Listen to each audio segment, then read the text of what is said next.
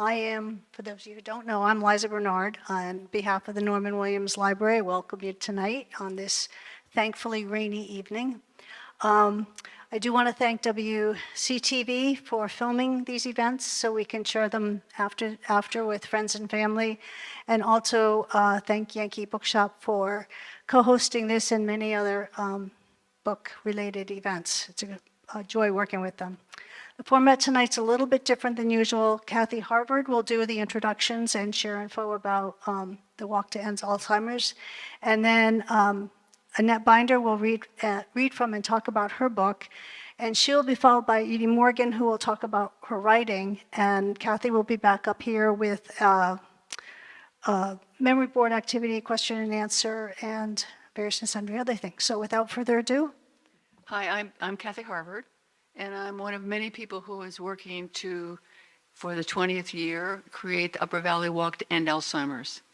Now, if I asked a room full of people to raise their hands, everybody who was touched in some way by Alzheimer's, as you can imagine these days, almost everybody would raise their hand. Whether it was a friend, a family member, a colleague, we all have been touched by Alzheimer's in one way or the other, and it is a public health crisis. That being said, we're in a very new period of Alzheimer's. For the first time, maybe ever, we have very good reason for hope. Very good reason medically with treatments that are available, very good reason for early and more rapid diagnosis, and very good reason to be hopeful when we understand that there are things we can do to reduce our risk of dementia in a preventative kind of a way. But there's still one very large outstanding piece here, and that is our attitudes and how we think about and talk about Alzheimer's and other dementia, how the community reacts to dementia, and what happens to our caregivers. A lot of people in this room have been caregivers. Our two authors have been caregivers. And what we want to do as part of the Upper Valley Walk to End Alzheimer's is not only to walk, not only to raise funds for Alzheimer's, but to help raise awareness about Alzheimer's and things that we all can do. So that's what this evening is about. So we're very pleased to be able to do this with these two fabulous authors because each of them has a journey that they could tell you about. Each of them has written about their journey in very different ways. And when they express their journey and their observations in writing, the power of word can reach all of us. And that's what this is about, connecting with one another through books, through literature, through poetry, and making a difference so that we can support and be there as a community. So I won't take any more time, but I'm first delighted to introduce Lisa Binder, who has written this absolutely remarkable book, and I know that you'll be very excited to hear about it. So over to you, Lisa. I'm so delighted to be here to talk about ways of finding community and meaning as we go through this difficult journey with our loved ones who are experiencing dementia. My book, Child of Earth and Starry Heaven, is about my experience with my mother during the last year or so of her life as she battled dementia. And it was really not a book I intended to write. It came about as I started to write short pieces, trying to make sense of what was happening with my mother and trying to find meaning in it, because it really seemed like there was no meaning to it at all. And so it was really my search for meaning that caused me to write these little pieces that ended up in the book. And a little bit about my mother first, Helena. She was German, as was my father. They grew up in neighboring towns in southern Germany. And she was she's the most resilient and self-reliant person I've ever known, but she was also quite eccentric.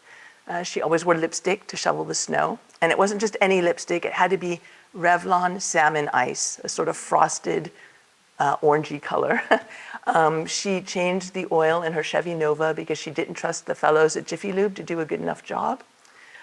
She always talked about really depressing topics at holiday parties. She would go to a Christmas party and talk about death. And everyone would be sitting around with their eggnog looking increasingly depressed. And I would just think, oh man, she's done it again. But I knew that, that was just baked in. My mother had a little bit of German darkness, as well as a great joy for life as well. And because of her eccentricity, it took me much longer to figure out what was happening with her than it should have. It was just easy for me to talk away some of the things that were happening when she was still living in Colorado and I was in New Hampshire. And she would tell me, oh, it took her 3 hours to sweep the courtyard steps. I thought to myself, well, she's slowing down a little bit, but okay. It took 3 hours to steam Brussels sprouts, and I thought, she's just exaggerating a little bit. And what I didn't realize at the time was 3 hours was, I think, her way of telling me that life was getting difficult. And I just didn't understand. And so the first little piece I'm going to read is from Vuri. When her dementia was probably already pretty far along, but I was still in denial about what was happening.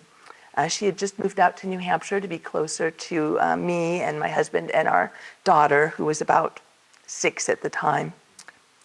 I'm driving my mother back home after we've spent the afternoon together. She's just moved from Colorado out to New Hampshire to a townhouse just 20 minutes from my house. And we see each other almost every day. She's taken to talking for hours at a time. She's telling me that she's just had people over to her house. People she'd known in Canada in the 1950s and in Colorado in the 1980s. And the story is similar in its rhythm and its dramas to stories about coffee clutches she's told me countless times before. But the people and the chronology aren't right. I don't realize yet what's happening, that something has gone wrong inside her brain. I think instead she might just be tired, and that by correcting her, I can fix her disordered thinking. And so I say, Mom, how could people who lived in different places 30 or 40 years apart get together at your house here in New Hampshire for coffee? And she thinks about this for a long time before nodding. It was difficult, she concedes, and then she goes on with her story. So I didn't really put together what was happening with my mom. It took me months still. It wasn't until she'd stopped taking her diabetes medicines, and she was very disciplined about her medicine and keeping her A1C in good shape. And all at once she stopped taking them. And so I scolded her, and I got a little medicine dispenser and put a week's worth of medicine in it. And when I visited her the next day, I realized she'd taken all of them. And that's when I realized and couldn't deny it to myself anymore that really something had gone awry in her cognition. And so what I started to do was research like crazy ways that I might be able to help her with supplements and exercise and the 40 hertz clicks that some researchers at MIT had found might be beneficial.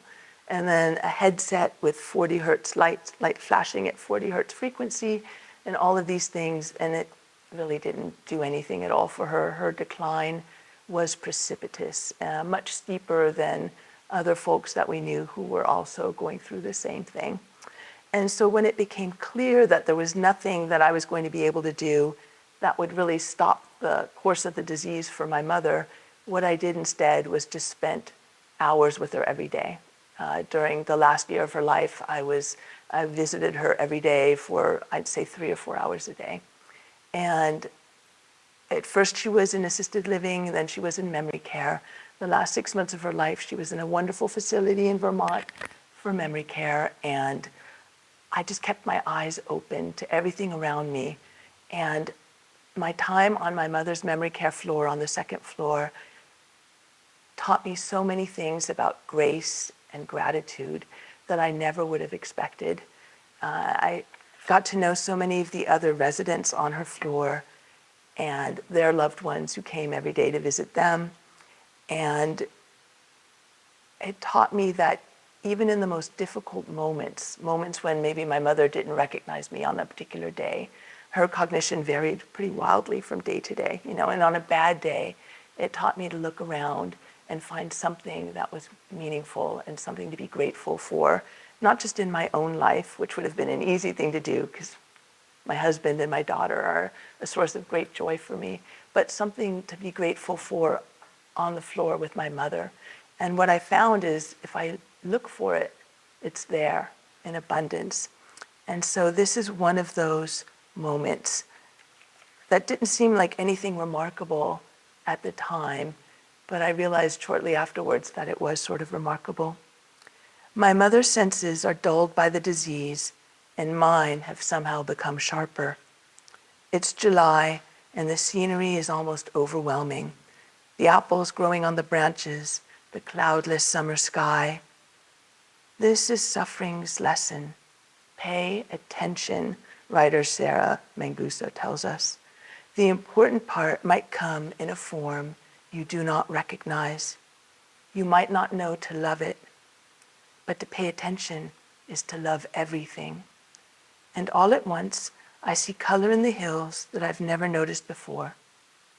Gradations and variations from lime to celadon to deepest emerald, and everywhere things are growing, the tomatoes dangling low on their vines, and the monarchs hovering over the milkweed in the meadow behind our house. And it's too much, all of it. I'm drowning in the beauty of my least favorite season. Pay attention. There is an old man on the second floor who sits for hours in his wheelchair. I've never heard his voice, though people tell me he can speak. He sits in silence and watches everyone who passes by. He eats all of his meals at the counter and not with the other residents at their tables. One of the aides pushes his chair to his spot and takes a napkin and tucks it into his dress shirt. It takes the old man an hour to eat, sometimes longer. He lifts the fork to his mouth incrementally, and the fork will hover in the air for an eternity, just inches from his open mouth. His efforts glitch and reboot, and sometimes he manages to get the fork moving again. Other times the food falls to the floor, and he starts the process over, working the fork with the care of an archaeologist or a surgeon, scraping up some mashed potatoes or a bit of cream pie and lifting it again.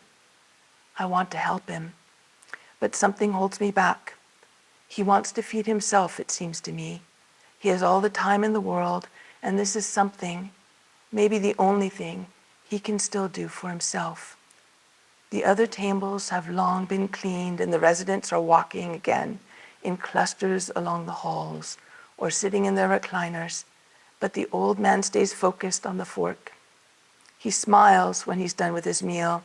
He inspects his empty plate, and his smile spreads, a radiant, joyful smile, and he's more like a boy than a man in his 80s.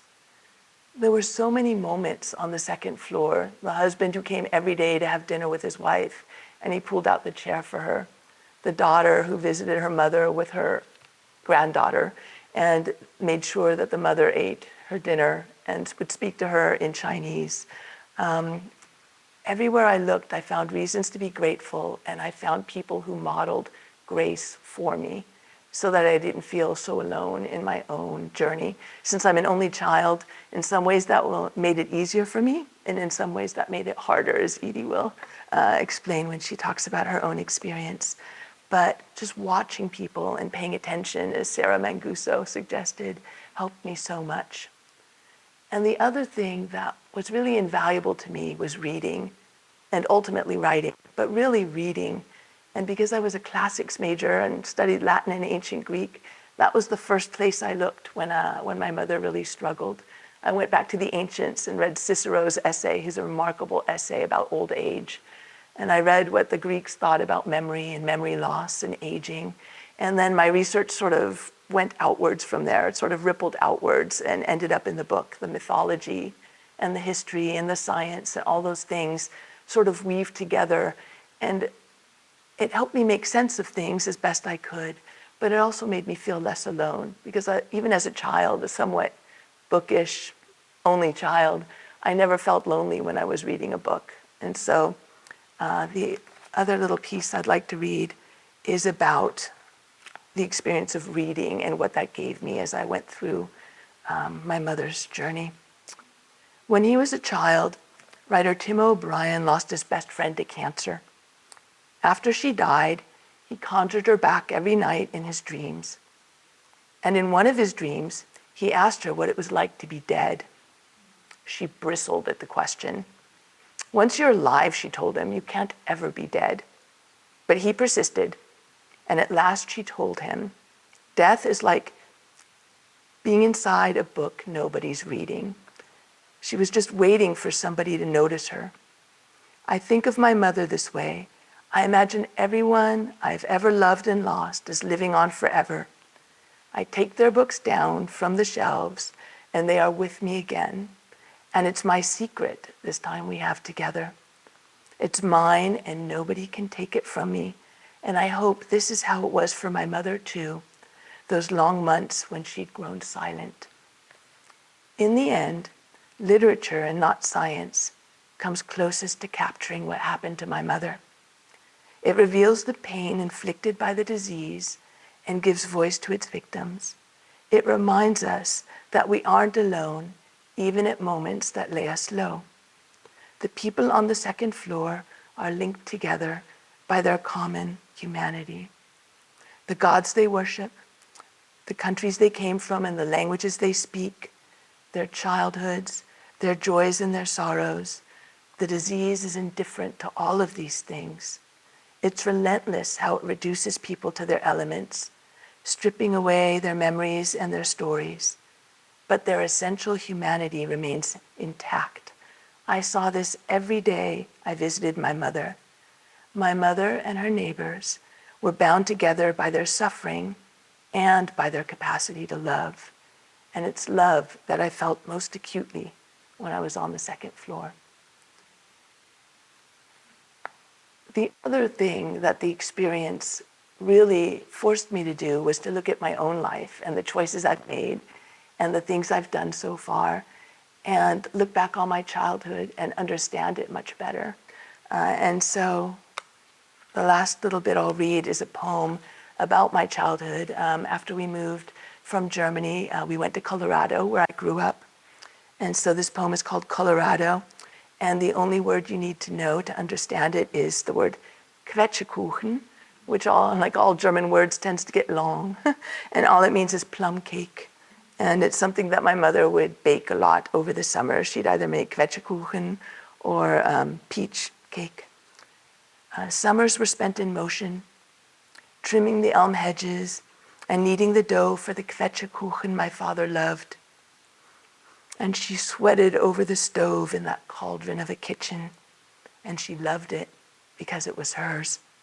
The copper-tone range and the chipped cupboards, the pewter plates from the country she'd left behind. And she hadn't left it, not really. She carried it with her, the country and the silence, and she planted it in the raised beds with the snapdragons and the tiger lilies and the cherry tomatoes that hung like gifts from their furry stems. Lieselein, she'd say, komm mal her, come here, come here. You'll never taste anything sweeter. And she rinsed them with the hose. And she was wrong about many things. But it was true what she said. How many years has it been? How many summers? And I've never tasted anything sweeter than the fruit she coaxed from that unwilling Colorado dirt. Okay. All right. Well, thank you very much. Thank you for being here. Now, Edie will share her experience about writing about her mother's journey as well. So I'm Edie Morgan, and a local writer, and just going to talk about a different way that words help me. I first met Lisa at one of her readings and just loved her writing right away, loved her book, and thought, how'd she do that? And I also I felt a connection with her because my mom had Alzheimer's. My mom Nina, she had it for 10 years and passed away in 2019. And a lot of Lisa's story her experiences were similar, and a lot were different.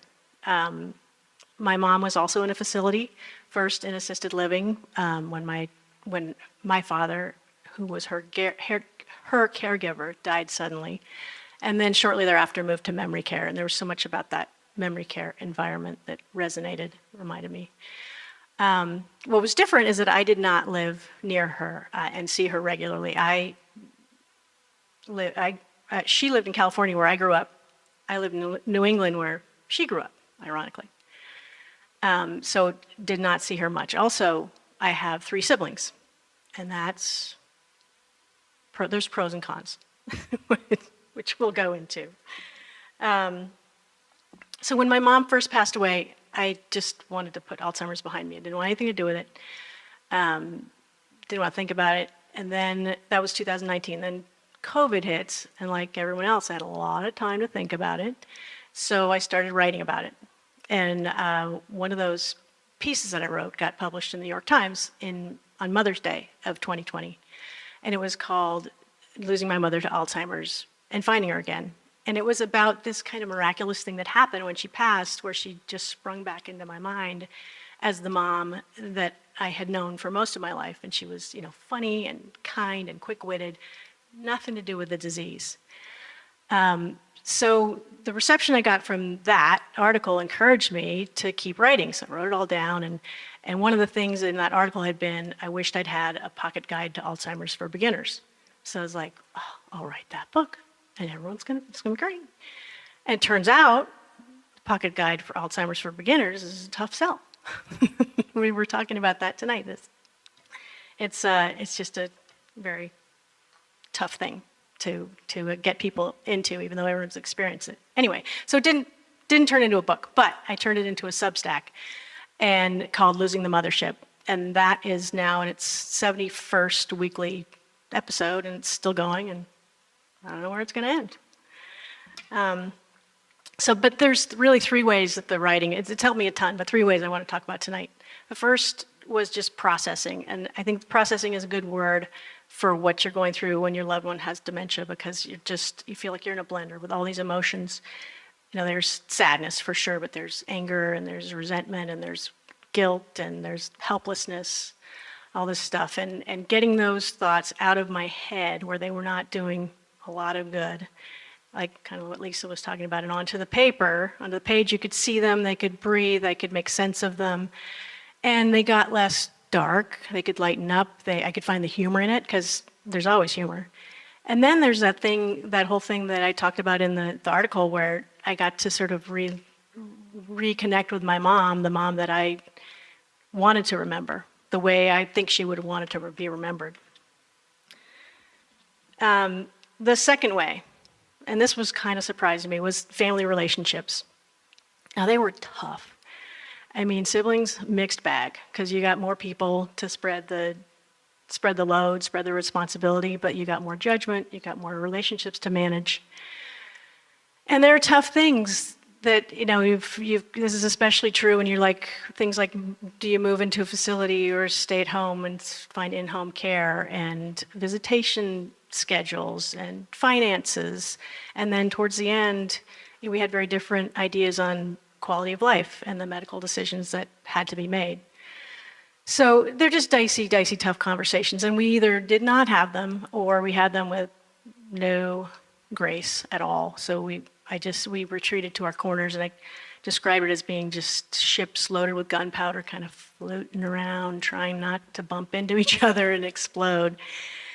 And so I wanted to write about all these things, but I was really nervous about putting that out there into the world, because I had no interest in throwing my family under the bus or like working out, any revenge.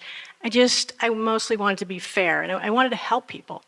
So that forced me to look at the whole thing through a broader lens, and to see my siblings' perspective and have a little more empathy for them. Shockingly to me, writing about all of it brought us closer together. And it wasn't just my siblings. I have this aunt who was like super judgy about a lot of the decisions we were making. And she started following the Substack, and boy, when she had an issue, she would call me right up. And I knew I'd push post. I'm like, well, I'm going to get a call from Aunt Dion. I'm like, ring.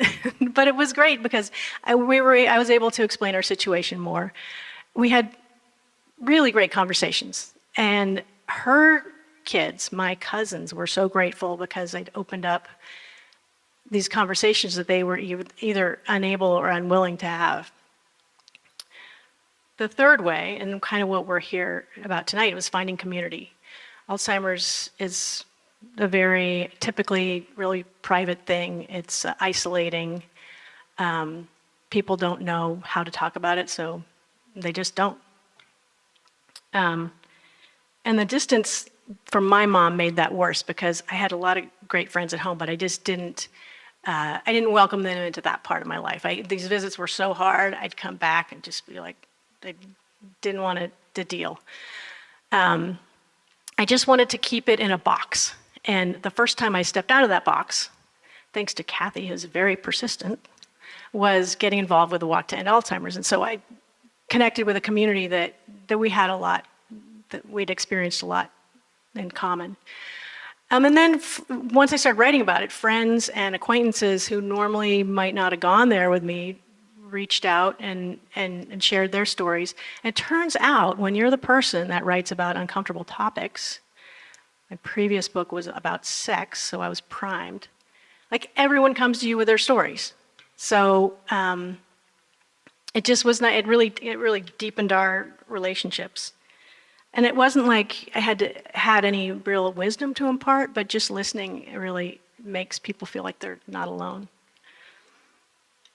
That was the local community. Then the other community I found was on Substack, where it's just really easy to connect with people in a friendly, supportive way. And these were people, like with me, with aging parents, dementia, but there was people with loved ones who had early onset. It was spouses that are caregivers. It was doctors, nurses, therapists, like everybody. And like in writing my story, I got to learn about so many others. And that was just really helpful. I just felt like my kind of community grew that way. Last story I wanted to tell is this is from episode 15 of the 71 in Losing the Mothership. I was having a really crappy day and I was venting to my mom. This is pre-Alzheimer's. She had a very kind way of redirecting. So instead of saying, suck it up, which is I'm sure what she wanted to say, she said, well, at least you can write about it.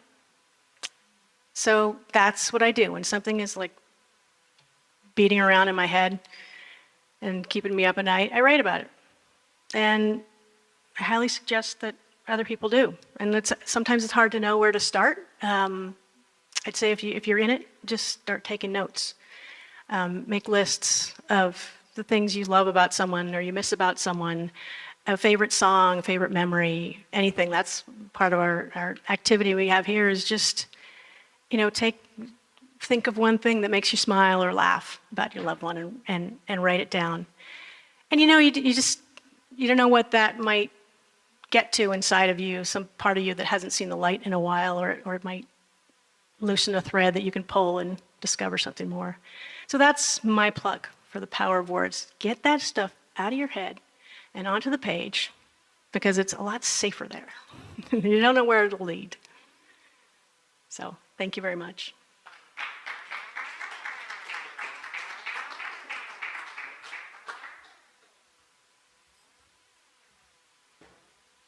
So what we wanted to do here is we've heard about anger and processing and getting your own feelings on paper. We've heard about the love that infused the second floor for Lisa's mother and the love that she connected with her history, but her mother and remembering her mother always.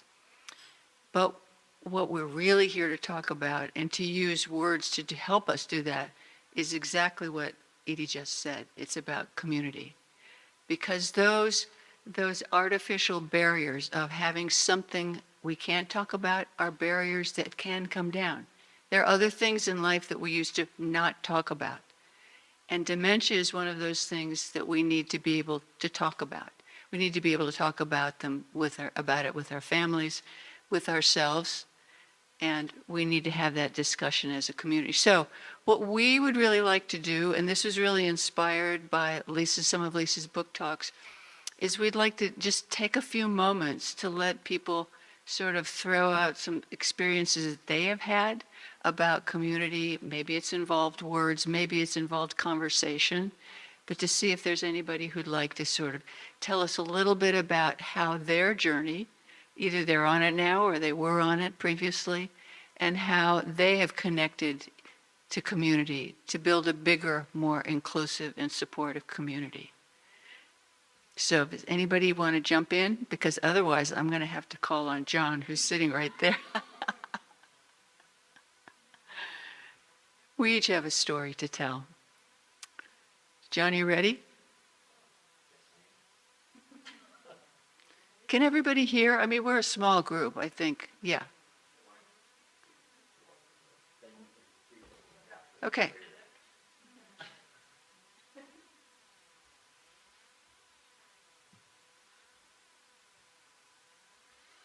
So clearly this is right off the top of my head here. Um, Two things about community. First of all, let me just tell you that my wife died of Alzheimer's 2 years ago. It was a relatively short journey. It wasn't actually Alzheimer's that killed her, but it was she had a seizure, fell down, mangled her back, and that just kind of spiraled fairly rapidly down over a 2 month period of time. There are several communities that I came to rely on. One was the community that was related to the Aging Resource Center. And so through the Aging Resource Center, I ended up taking some courses in caregiving, what is Alzheimer's, what is dementia, what can I expect, that sort of thing. And there were support groups through there. So there was a building of community that was really useful. Another one that was really striking was that we held a celebration of life for Judy almost across the street here in the UU Church, and we had lived in Taftsville for a while and had been away for, gosh, probably 30 years. But this seemed to be the place where our kids we brought our kids up when they were way younger. That was a good, warm, embracing place. So I'm realizing now that there's two parts of community there. Number one was this community that we had established when we were in our 30s, and had kind of left behind and moved on as we had moved to another village that was very open to us coming back. And the second part was that there were, I think, 150 or 175 people showed up, kind of a little bit after COVID. And my daughter had this brilliant idea of, after the celebration in the UU church, there's this balcony up above that kind of looks down towards the altar. My brother, who was having really significant life-threatening instances with the cancer, he's fine, but he couldn't be near anybody. So he was up there with his wife and son, and they were taking pictures. And at the end of the celebration, we asked everybody to turn around and kind of, a sober thing, and then a kind of a celebration sort of thing. And we get these great pictures of this whole very colorful group of people, community, that came to celebrate Judy and came to celebrate each other. It was amazing experience and really great for me. I think maybe I'll leave it at that. Otherwise, I'm going to talk for half an hour. It's true. That's It's true. I can do that. You can do that, I know. Who else would like, I'm sorry you have to walk up here, but it's not scary. It's really not scary. Question, want to raise an idea? Want to talk about, you're thinking about this, I can tell. Yeah, come on up. Tell us what's on your mind, because that's really what this is about. Talking to one another and feeling good, okay? I'm Ann Marinello, and I just was thinking today, I'm a retired nurse, and I assist in I co-lead a caregiver support group at the Thompson Center, and it's mainly for people. A lot of the people have Alzheimer's, but there's other things that they're dealing with. But I think it was kind of a very inspiring story this morning that one person told that obviously with privacy and everything, I'm not going to go into too many details, except that her story is very different than a lot of people's, and that she has a son with early onset dementia. So rather than talking about a parent or a wife or a husband, she's talking about a man in his 60s, but who had pretty much gone rapidly downhill, had been an outstanding student at Dartmouth and whatever, but he had been admitted to a nursing care facility.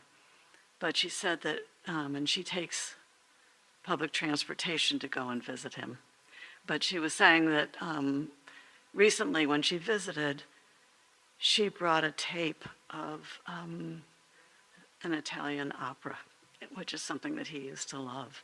And in sitting out on the she took him out on the patio on a beautiful day and started playing the tape. And all of a sudden, he just started sobbing. And he knew Italian, and he loved the music, and they could hug each other and relate to each other. And it just brought out using the music, and they also, she was a dance therapist at one time, and so they had danced together and stuff too, mother and son. But it was just very moving how using music or how there's other ways of connecting. I also went through it personally in some ways with both of my parents. And that was some years ago, but I had a similar situation of my parents being in Illinois, and I'm out here, and I would go there back and forth as much as I could. Might be 6 times a year, but felt never enough. But they had so much community around them that I couldn't rationalize moving them. They were where they wanted to be. So I can relate to a number of different levels. So thank you for your sharing. Thank you so much. Thank you. So, as you can see, we have many commonalities. I think we all tend to feel like we're alone, but in fact, we're not alone. There are a lot of us out here who are finding our way. And it is a whole lot easier if you find your way with others, with support, with peers. And there are ways to do that, support groups and so forth. But it begins with you, if you're a caregiver or you're a person living with dementia, it begins with you being open enough to share what's happening in your life and making yourself available to have that kind of friendship and that kind of dialogue. That's where it starts. And that means putting stigma aside, putting sort of attitudes about mental wellness and not seeing this for what it is, which is brain disease. You would not stigmatize somebody who was suffering from diabetes or had a tumor, or we don't do that anymore. But we used to. And this is the same now, fast forward. We're at a time where we need to understand dementia, be inclusive, and open the doors for conversation. So would anybody else like to have a comment or a question or something that they'd like to raise before we move to an activity that we sort of thought we would do? Or if you have any questions of Lisa or Edie, by all means.